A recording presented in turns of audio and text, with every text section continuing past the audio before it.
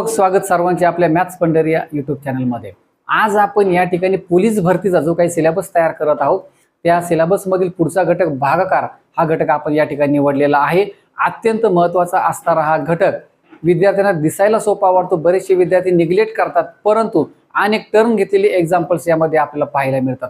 Previous years examples आपण आपल्या याच्या व्हिडिओमध्ये घेतलेले आहेत, तेव्हा चॅनलवरती जर नवीन असाल तर नक्की सबस्क्राइब करा आणि बेल आयकॉनला मात्र नक्की क्लिक करा, जेणेकरून पुढचा व्हिडिओ जेव्हा बनवला जाईल तेव्हा सर्वात अगोदर नोटिफिकेशन्स तुम्हाला प्राप्त होतील। तर चला सुरुवात करूया। पहिलं एक्झाम्पल, एका संख्येला 12 ने भागले असता भागाकार 6 येतो व बाकी 3 उरते। जर असं एक्झाम्पल आलं तर काम फार सोपं आहे। 12 ने भागलंय ना, तर 12 आणि जो भागाकार येतो यांचा गुणाकार करा, भाजक गुणिले भागाकार अधिक बाकी, आणि त्यामध्ये बाकी मिळवावी लागते। आपल्याला भाज्य मिळून जाते, म्हणजे ज्या संख्येला भाग दिलेला आहे ती संख्या मिळून जाते। 1272 त्यामध्ये 3 मिळवा, 72 आणि 3 75 उतरेल। हेच उदाहरण आपल्याला पर्यायांचा आधार घेऊन सुद्धा सोडवता येईल। यातील एक एक पर्याय निवडा आणि त्याला 12 ने भाग द्या, भागाकार 6 आला पाहिजे आणि शेवटी बाकी 3 उरले पाहिजे। याही आधारे तुम्हाला हे उदाहरण सोडवता येईल। चला नेक्स्ट एक्झाम्पल, दोन संख्यांची बेरीज 103 आहे। 103 बेरीज आहे, दोन संख्या आहेत। जर मोठ्या संख्येला लहान संख्येने भागले तर भागाकार 2 येतो। दोन संख्या आहेत, एक संख्या मोठी असणार, एक लहान असणार। लहान संख्येने मोठीला भागायचंय, अशाला भागाकार 2 येतोय आणि बाकी मात्र 19 उरते, म्हणजे पूर्ण भाग जात नाहीये। तर त्या संख्या शोधा। नांदेड पोलीस शिपाई भरती 2023 मध्ये, म्हणजे लेटेस्ट एक्झाम्पल हे विचारले गेलेलं आहे। तर काय करायचंय पहा, पर्यायांचा आधार घेऊन आपण हे उदाहरण सोडवू शकतो।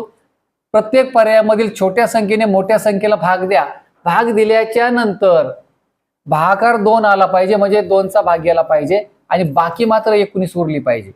तर आपण पहिला पर्याय घेतला पहा, 75 आणि 28। 75 ला काय करा, 28 ने भाग द्या, 28 दुने 56, म्हणजे 2 भागाकार आला आणि 56 जे आहेत ह्या 75 मधून वजा करा, म्हणजे आपल्याला बाकी मिळून जाईल।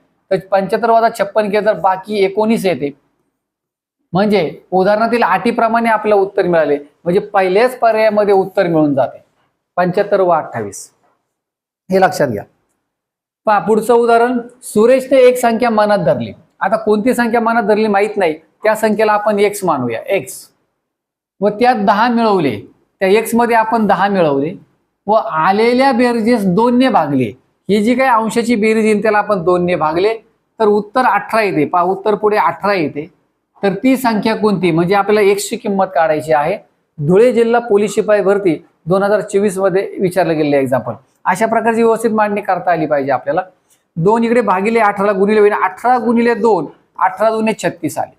आता या 36 मधून हा 10 इकडे अधिक आहे, तो फक्त वजा करा, 36 वजा 10 उत्तर येईल 26। पर्याय क्रमांक 1 उत्तर येईल आपलं।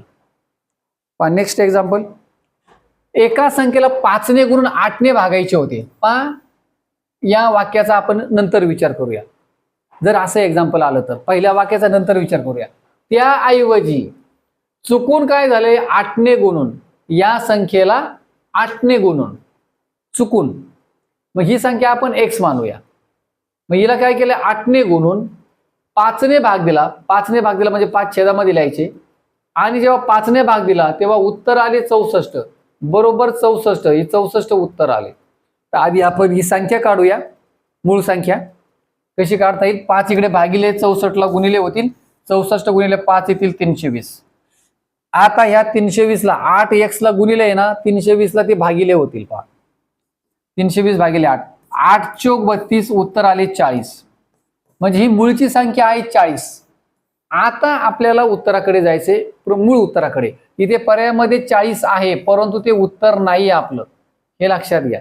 आताशी आपल्याला मूळची संख्या मिळाली, तिला 5 ने गुणून, म्हणजे 40 ला 5 ने गुणून 8 ने भागायचे होते। खरे तर 8 ने भागायचे होते, हे महत्वाचं आहे। हे जे आहे पहिलं वाक्य हे सत्य आहे। मग आपण या ठिकाणी 8 ने भाग दिला, 8 1 8, 8 5 40, 5 5 25, म्हणजे 25 उत्तर आलं असतं सुरुवातीला। तर उत्तर, खरे उत्तर काय आले पाहिजे, तर खरं उत्तर 25 आलं असतं आपलं वरती, पण त्याऐवजी ही सगळी चूक केलेली आहे, आणि म्हणून या ठिकाणी 25 पर्याय क्रमांक 4 उत्तर असेल। बरेचशी मुलं इथे 40 उत्तर आलं तर लगेच पर्याय क्रमांक 3 क्लिक करतात, हे लक्षात घ्या। इथे बरेचसे मुलं फसतात आणि म्हणून दिसायला जरी सोपं वाटत असलं तर विद्यार्थ्यांना 100% फसवणार आहे एक्झाम्पल. चला पुढचं एक्झाम्पल घेऊया.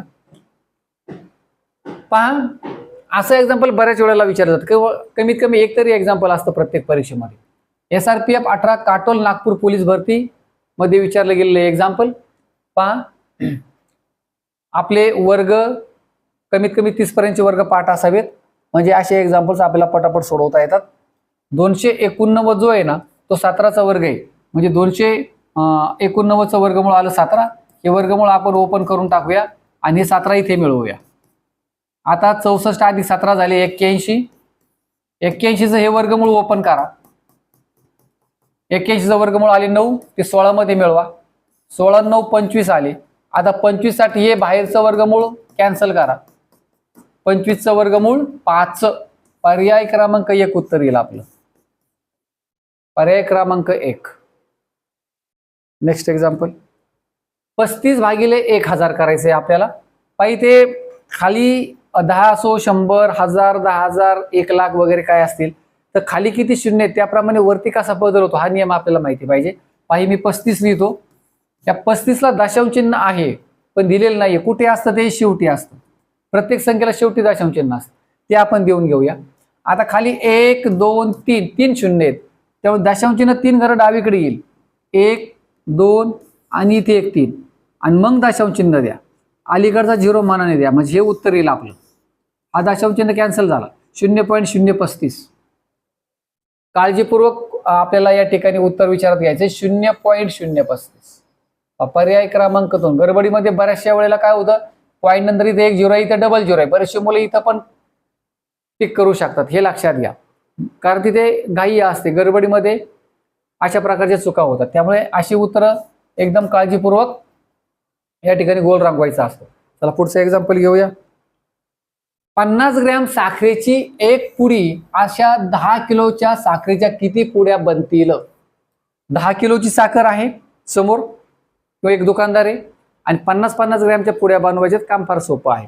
बरेचसे मुलं असंही करतील, चला 10 भागिले काय 50 करायचे, उत्तर कवरही येत नाहीये, लक्षात घ्या. तर असं करून चालत नाही. एकक सामान लागतात नेहमी, लक्षात घ्या. एकक सामान म्हणजे काय, जसे इथे हे 50 जे ते ग्रॅम मध्ये दिले तसे 10 पण आपल्याला काय करून घ्यायचे, ग्रॅम मध्ये करून घ्यायचे, म्हणजे किलोचे ग्रॅम करून घ्यायचे. 1 किलो बरोबर 1000 ग्रॅम हे आपल्याला माहिती पाहिजे. 10 किलो बरोबर 10,000 ग्रॅम. आता हे 10,000 ग्रॅमला 50 ग्रॅमने भाग द्यायचा. जेव्हा गुणोत्तर किंवा असं प्रमाण घेतलं जातं, हे गुणोत्तर घेतलं जातं किंवा भाग दिला जातो तेव्हा एकक सामान लागतं. एकक सामान असेल तरच भाग देता येतो. 10,000 भागिले 50, हा 1 0 कॅन्सल केला आपण. 5 1 5, 5 2 10, हे वरचे 2 0 आहे तसेच मांडा. 200 उत्तर येईल आपलं. पर्याय क्रमांक 2. अशी लहानात लहान संख्या शोधून काढा की ज्या संख्येला 12ने भागल्यास बाकी 5 उरते. काय, त्या संख्येला 12ने भागल्यास बाकी 5 उरते. अशा प्रकारचे एक्झाम्पल पर्यायांच्या आधारे पण सोडवता येतात. दुसरी एक ट्रिक मी तुम्हाला सांगणार आहे. पहा, त्या संख्येला 12ने भागल्यास बाकी 5 उरते. 12 आणि 5चं रिलेशन पहा, दोघांचा फरक विचारात घेतला तर 7 येतो. पुढे त्या संख्येला 16ने भागल्यास बाकी 9 उरते. 16ने भागल्यास बाकी 9 उरते. 16 आणि 9चा फरक घ्या, तो सुद्धा 7 येतो. 18ने भागल्यास बाकी 11 उरते. 18 आणि 11चा फरक आलाय 7, हे लक्षात घ्या. जर अशा प्रकारचं एक्झाम्पल आलं, फरक समान आला तर 12 16 18 यांचा लसावी काढा, तो आला 144. लसावी काढण्याची पद्धत माहिती पाहिजे. मोठ्या संख्येचा पाढा मोजायचा, ज्या पहिल्या संख्येला उर्वरित संख्येनी भाग जातो, पूर्ण भाग जातो, त्या संख्येला लसावी म्हणायचं. पहा, 144 आपल्याला लसावी आला. 144 मधून हा जो फरक आलेला आहे 7, तो वजा करा, 137 आलं. पर्याय क्रमांक 3 उत्तर येईल. तर अशा प्रकारे आपले उत्तर काढता येईल. किंवा ही ट्रिक नाहीच परीक्षेला आठवली तर पर्यायांच्या आधारे पण तुम्ही उदाहरण सोडू शकता. पहिला पर्याय घ्यायचा, या तिन्ही संख्येने भाग द्या, 12 16 18, त्याप्रमाणे बाकी उरते का चेक करायची. उरली तो पर्याय क्लिक होईल, नाहीतर लगेच पुढचा, नाहीतर पुढचा याप्रमाणे प्रत्येक पर्याय चेक करायचा.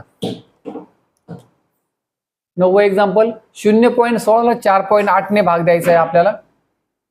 0.16 भागिले 4.8 काय करायचंय पहा, खालचा दशांश चिन्ह आपण एक घर उजवीकडे नेऊया. किती झाले ते 48 झाले. वरती पण दशांश चिन्ह इथं आहे ना, तर एक घरं उजवीकडे जाईल म्हणजे 1.6 येईल. आता पुन्हा काय करूया, वरचा दशांश चिन्ह कॅन्सल करूया, त्याला एक घर उजवीकडे नेऊया, 16 झाले. खाली दशांश चिन्ह कुठे, 48ला इथे. वरचा इथून इथे गेला, 16च्या नंतर गेला, एक घर उजवीकडे गेला. मग खाली सुद्धा काय करावं लागेल, दशांश चिन्ह इथे आहे तर एक घर त्याला उजवीकडे न्यावं लागेल किंवा एक शून्य वाढवावा लागतो पहा. म्हणजे तो इथं आला शेवटी. 48च्या पुढे गेला तो, एक घर पुढे गेला म्हणजे एक शून्य वाढवायचा दशांश चिन्ह नसेल तरी. 16/480 आले. आता हे उत्तर काढायचं आपल्याला. 16 × 1 = 16, 16 × 1 = 48 आणि हा 0. 1/30 उत्तर येईल पहा आपलं. आता या ठिकाणी दशांश चिन्हामध्ये उत्तर दिले म्हणजे याचा अर्थ 1ला 30 ने भाग दिलाय. तर तुम्ही हा भाग कसाही देऊ शकता, 1/30 करा, याने पण उत्तर देईल. किंवा दुसरा एक पर्याय असा पण आहे, 1/3 गुणिले 1/10 करा. 1/10 = 30 आलं, 1/30 आला. आता 1/3 म्हणजे काय, 1ला जर तुम्ही 3 ने भाग दिला तर प्रत्येक वेळेला तुम्हाला असं उत्तर मिळेल पहा, हा 3 रिपीट मिळेल. आता गुणिले 1/10 म्हणजे याला 10 ने भाग द्यायचा आहे, हे लक्षात घ्या.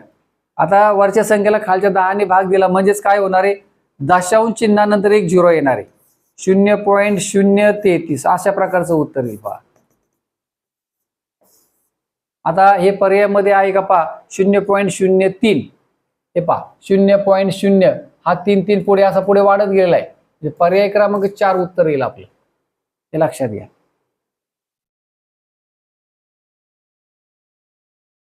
पहा पुढे 7 रुमालांची किंमत 56 रुपये आहे. हे एकदम सोपं आहे.